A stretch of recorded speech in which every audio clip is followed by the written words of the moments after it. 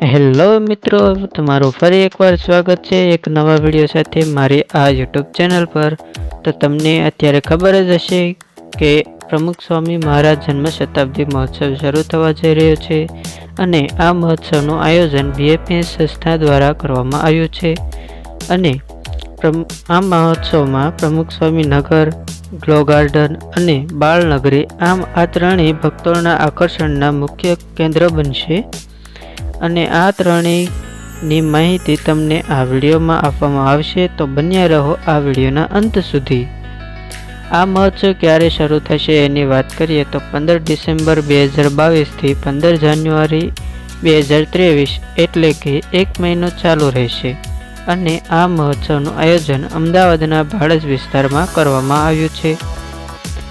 આ મહોત્સવ અમદાવાદના 4 ગામ ભાડજ, રકનપુર, ઓગણજ અને લપકામણના ખેડૂતોએ એક વર્ષ માટે BFS સંસ્થાને 600 એકર જમીન વાપરવા આપી છે।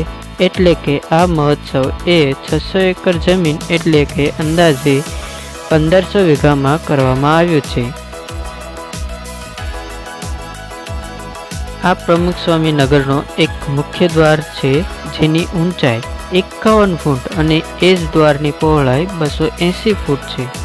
તે ઉપરાંત આ નગરના બીજા 6 પ્રવેશ દ્વાર મૂકવામાં આવ્યા છે જેની ઊંચાઈ 38 ફૂટ અને પહોળાઈ 116 ફૂટ છે। એમ કુલ 7 પ્રવેશ દ્વાર આ નગરમાં મૂકવામાં આવ્યા છે। આ નગરમાં 600 એકરમાંથી 200 એકરમાં પ્રમુખ સ્વામી નગર ઊભું કરવામાં આવ્યું છે। બાકીના 400 એકરમાં સ્વયંસેવકો માટે ભોજનશાળા અને રહેવાની વ્યવસ્થા તથા અન્ય વિવિધ પ્રકારની વ્યવસ્થાઓ કરવામાં આવી છે। આ નગરમાં મોટા 5 ડોમ બનાવવામાં આવશે અને એ 5 ડોમમાં પ્રમુખ સ્વામીના જીવનચરિત્રને લગતા પ્રદર્શનોનું આયોજન કરવામાં આવશે। આ નગરમાં આસામ, નવસારી તથા ગુજરાતના વિવિધ પ્રદેશોમાંથી 10 લાખથી વધારે નાના ફૂલ છોડ રોપવામાં આવશે અને એના ઉપર સિંચાઈ પદ્ધતિનું પણ નિર્માણ કરવામાં આવશે। તેમજ 7000થી વધારે મોટા વૃક્ષોનું વાવેતર કરવામાં પણ આવશે। આ પ્રમુખ સ્વામી નગરમાં પ્રવેશતા જ એક ભવ્ય ઊંચી 30 ફૂટની પ્રમુખ સ્વામી મહારાજની પ્રતિમા મૂકવામાં આવશે અને તેની આજુબાજુ બીજી 6 પ્રતિમાઓ મૂકવામાં આવશે। આથી એ પ્રમુખ સ્વામી નગરનું એક મુખ્ય આકર્ષણનું કેન્દ્ર બનશે। આ નગર નિર્માણ માટે અત્યારે 12000થી વધારે સ્વયંસેવકો પોતાની સેવા આપી રહ્યા છે અને જ્યારે આ મહોત્સવ શરૂ થશે ત્યારે 40000થી પણ વધારે સ્વયંસેવકો પોતાની સેવા આપશે। આ મહોત્સવ પૂરા ભારતમાં સૌથી મોટો થવા જઈ રહ્યો છે। આ મહોત્સવમાં અક્ષરધામ મંદિરનું પણ નિર્માણ કરવામાં આવશે। તો મિત્રો, હવે વાત કરીએ આ મહોત્સવમાં ગ્લો ગાર્ડન। તો મિત્રો, આ મહોત્સવમાં ગ્લો ગાર્ડનનું પણ નિર્માણ કરવામાં આવ્યું છે અને આ વિડીયોમાં હવે તમને વિશ્વવિખ્યાત આ ગ્લો ગાર્ડનની પણ જાણકારી આપવામાં આવશે। આ ગ્લો ગાર્ડન એ આખા વિશ્વમાં ખૂબ જ ચર્ચામાં છે અને એ જ ગ્લો ગાર્ડનનું નિર્માણ આપણા ભારત દેશમાં પહેલી વાર થવા જઈ રહ્યું છે। અત્યારે હાલમાં દુબઈ ખાતે આવેલ મિરેકલ ગાર્ડન એ પ્રવાસીઓનો પસંદ બની રહ્યો છે।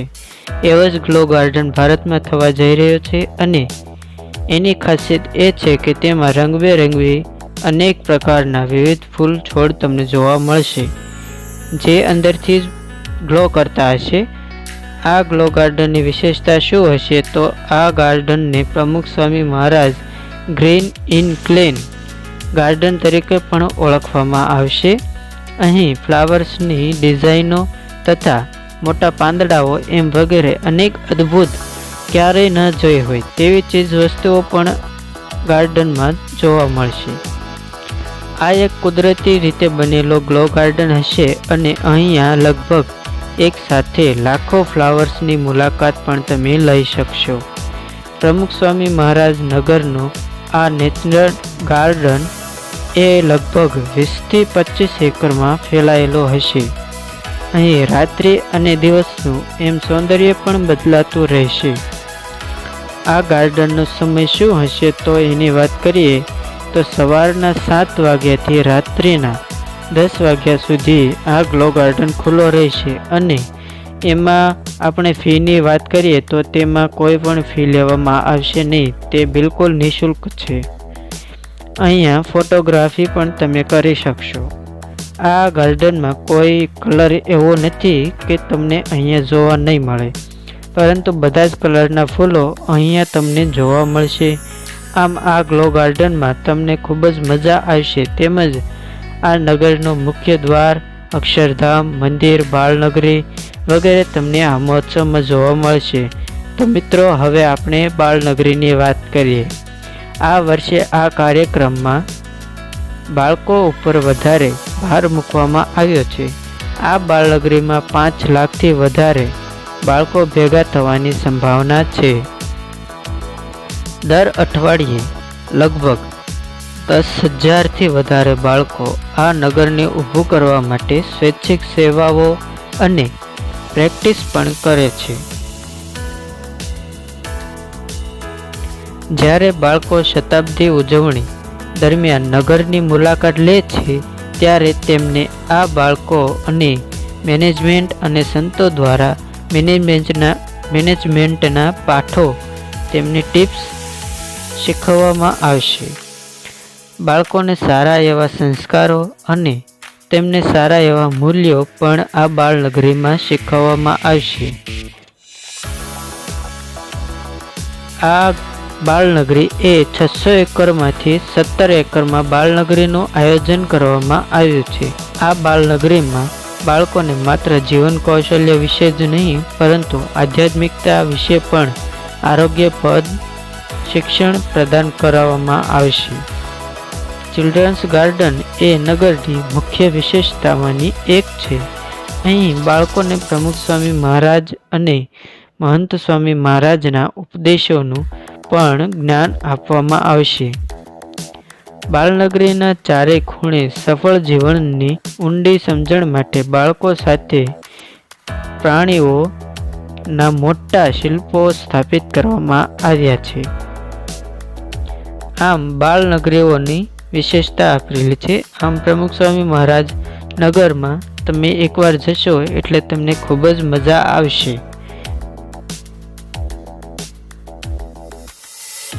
તો જો મિત્રો તમને આ વિડીયો સારો લાગ્યો હોય તો વિડીયોને લાઈક કરો, શેર કરો અને મારી ચેનલને સબસ્ક્રાઈબ કરવાનું ના ભૂલતા. સૌને જય સ્વામિનારાયણ.